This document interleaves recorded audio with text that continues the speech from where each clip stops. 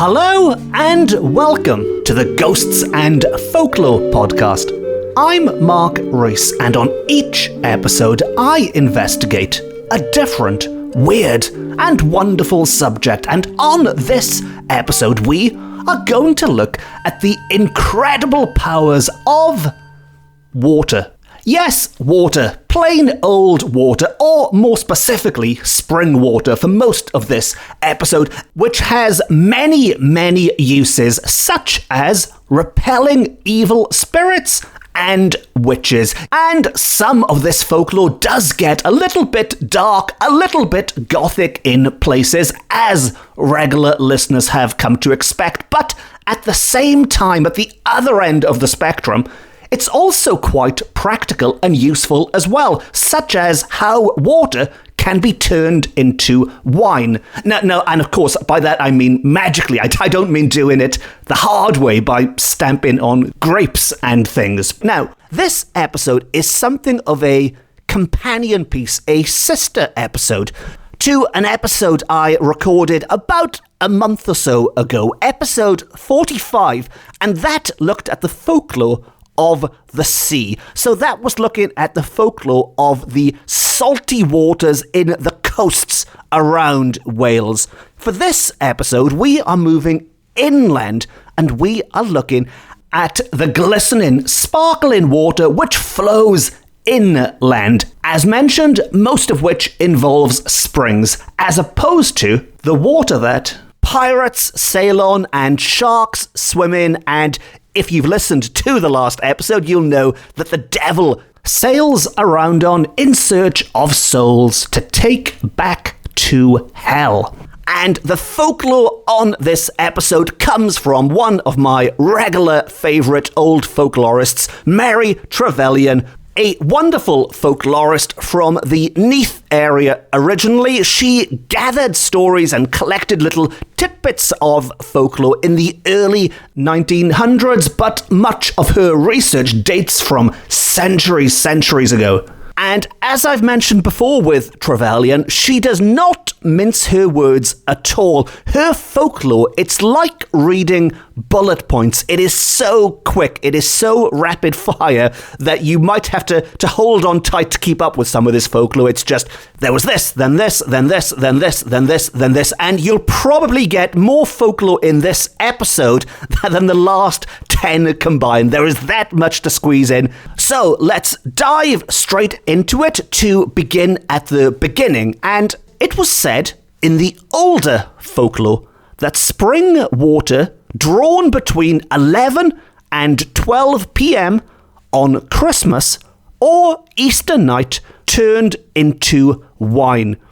See, straight in with my favourite. If you want spring water to turn into wine, you have to draw it between 11 and midnight on Christmas night or Easter night. But it's not just wine. This water was also considered good for colic and all abdominal pains. I don't know if that's after you've transformed it into wine, in which case wine is great for colic and all abdominal pains. I find wine is pretty much good for most things in life. But we're also told that running water drawn at midnight from any important spring on St. John's Eve would remain fresh and pure a whole year.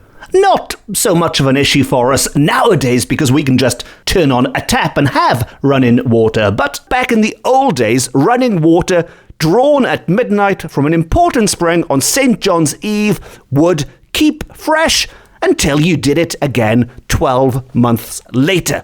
The next date in our water calendar year is Easter Day, and we are told that water drawn before sunrise, downstream and in silence, was proof against witches and evil spirits. There you go, another useful one. So you have to draw it downstream before sunrise in silence, so don't go talking to yourself on Easter Day, and hang on to that. It's a bit like holy water, I guess. It's something you hang on to just in case any witches and evil spirits come to cause havoc in your house. Now, the next one is slightly more complicated than just going to a certain place at a certain time on a certain night or morning of the year. You might want to write instructions down for this one. I did warn you that Trevelyan is very, very rapid fire.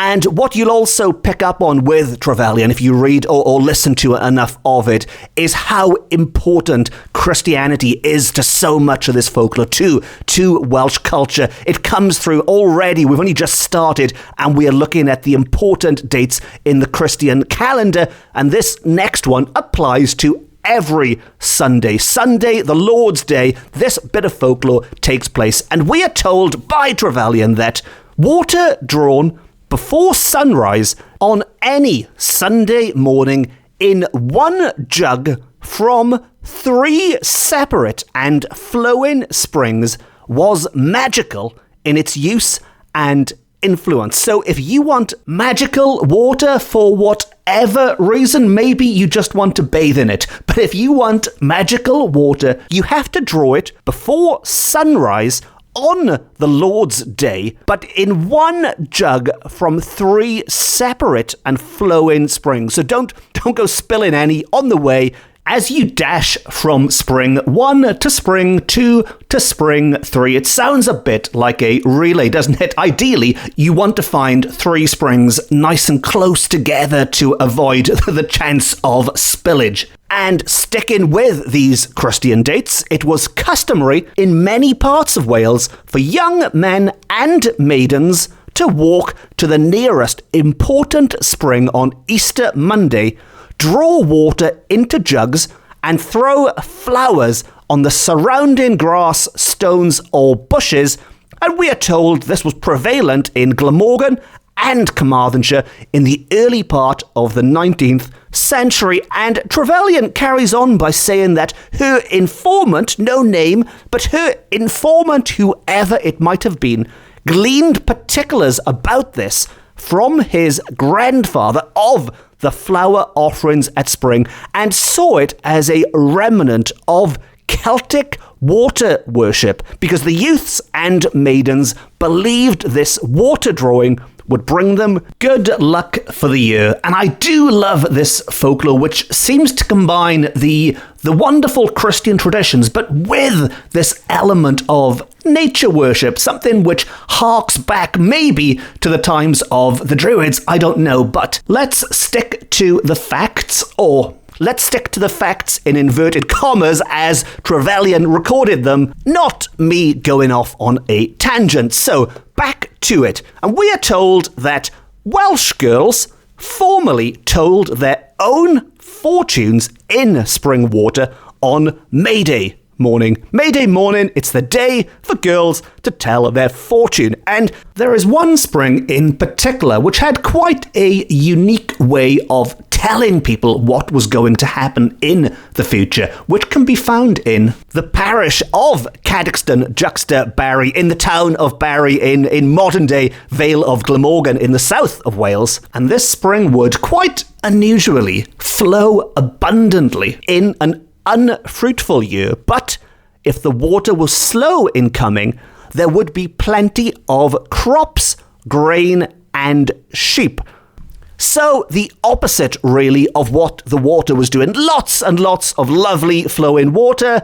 It's going to be a bit lean. But if it dries up a little, not so much water, well, on the plus side, you're going to get lots of crops and grain and sheep. And it wasn't alone. We are told of another spring near the foot of Plyn Limon somewhere where the people went to see it. And if the water ran quickly, they said, this year, everything will be dear. And by dear, I mean expensive dear. Everything will be expensive. So at the foot of Plyn Limon, the highest point of the Cambrian Mountains, if this secret spring there was flowing freely, people knew there'd be a shortage on other things that would put the prices up, and hence the saying, this year everything will be very dear. Presumably, if it was the other way around, and if that was also dried up, maybe they all said, this year, everything will be very cheap. Who knows? But moving on, and these next bits don't really apply to certain places and certain dates, so this is something we could all, in theory, practice today if we so desired, if we wanted to embrace these old folkloric powers in our modern worlds. And people were warned not to spurt or scatter the water from their hands after washing the first thing in the morning, else they would scatter their good luck for the day. So no spurting and no scattering that water first thing unless you want bad luck. To spill water while carrying it from the spring or brook was an omen of sorrow. Again, this isn't something we really have to worry about so much. Nowadays, I think we take it for granted, don't we? We'll turn on the tap, there's our water. But back when people had to take a donkey to the well with them maybe to get their water, spilling it was an omen of sorrow. And I guess if for no other reason than the fact that you'd have to turn around again, drag that donkey back to the well again, and do the whole thing a second time. Now, two persons should not wash in the same water without first making the sign of the cross in it. A nice, straightforward one, I guess. If you are going to share water, make that sign of the cross, and maybe it'll keep away any vampires who were going to have a wash with you. Maybe that cross makes it holy. I don't know. Let's hope so, shall we? And now that I've dragged vampires into it, we are going into slightly darker territory here, because we are told that water and corpses are said to disagree. Water and corpses do not get on with each other. Seems a bit strange. You'd have thought a corpse would have been quite quiet there. Well, unless they're a vampire again. But we are told that the body of a drowned man, specifically a man, always floats face downwards. But a woman's keeps face upwards. The drowning man's body remains at the bottom of the river until the gall bursts. All of which, I think, leaves us with some quite unpleasant imagery, so let us not dwell upon it. Suffice to say, men float downwards, women face upwards. Let's move on to babies. Happy bouncing babies. As mentioned, Trevelyan not only comes at you thick and fast with these bullet points of folklore, she also likes to jump around. We've gone from corpses floating at the bottom of rivers to happy bouncing babies, and we are told that rainwater baths will make babies talk early. Maybe that's a good thing, maybe it's not, but if you want your baby to start talking early, give it a bath in rainwater. Water that will not readily boil is bewitched. If you're having trouble getting hot coffee, maybe, just maybe, you've upset a witch somewhere who is stopping it from boiling. But the good news is there is a technique, an old folkloric technique for outfoxing any witches who might have it in for your coffee, and that is to boil it using 3 different kinds of wood. Again, we're going back to the days before people could switch on a kettle, but when you boil that water for your coffee, use 3 different kinds of wood. And I really can't think of anything worse that a witch could do, although I should stress this is the old stereotypical evil witches. All of the witches I know personally are lovely, lovely people who would not, I'd like to think, mess with my coffee. Anyway, moving on and sticking with rainwater. Did you know that money washed in clear rainwater cannot be stolen? I am assuming this is better for coins than paper money. Don't blame me if you wash a £20 note or a $20 bill or wherever it is in the world you're listening to this. Don't blame me if you wash it and it crumbles. But certainly the coins washed in clear rainwater cannot be stolen. And the next one, in getting water from a brook, it is lucky to draw it with a pitcher downstream. And I spoke too soon when I said things had gotten light and fluffy with babies. We're back into the darkness again. Good old Trevelyan. And we are told that pigs bathed in water in which killed swine have been scalded will thrive better and grow well. I guess the folklore itself is okay, but it's not really an image you want to picture of pigs bathing in water where killed swine have, well, you get the idea. Let's move on. The water in which a babe, back to babies, is washed for the first 3 months of its life used to be thrown under a green tree to make the child thrive.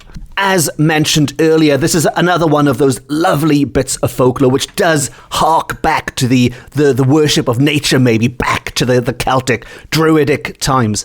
And drawing this link, this connection between humanity, I guess, in a way, the growth of a child and the growth of a tree. There is symbolism and all sorts of things at work there, and that is probably a story for another day. Now, moving on, there was an old belief in Wales that if a man wrapped up in the skin of an animal just killed was laid down alone beside a waterfall, he would have the future revealed to him by the sound of the waters.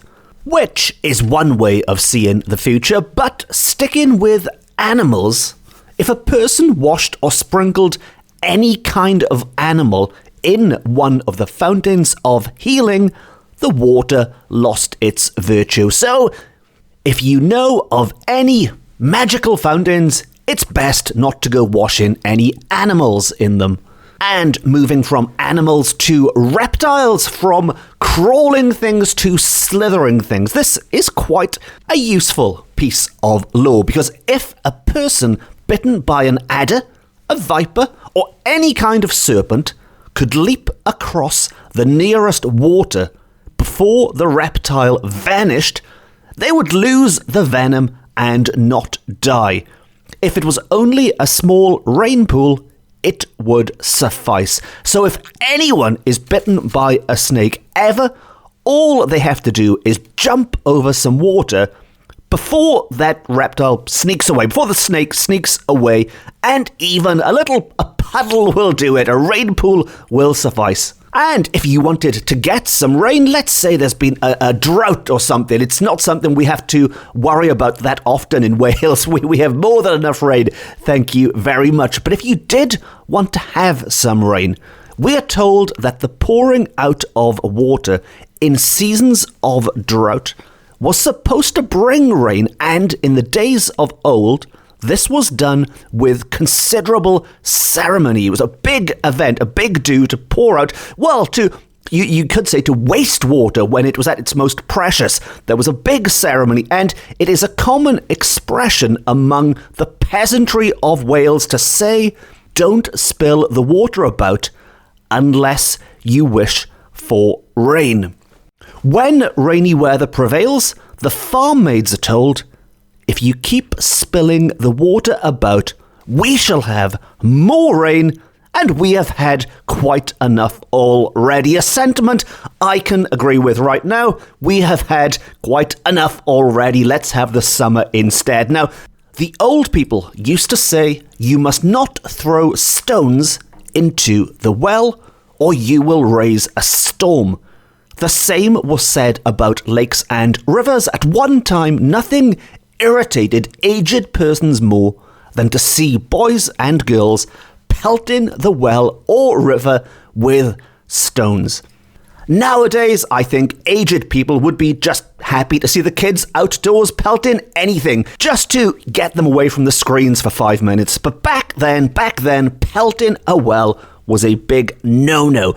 And sticking with these old aged people as they are described, they had another bit of lore which I think is a little bit more useful. And to quote, very old people always spat thrice on the ground before crossing water after dark to avert the evil influences of spirits and witches. Back to spirits and witches. If you part from a friend beside a bridge, you will part forever. To avert the possibility of this, it was customary to cross together take farewell on the other side, and the one who remained at home had to return alone.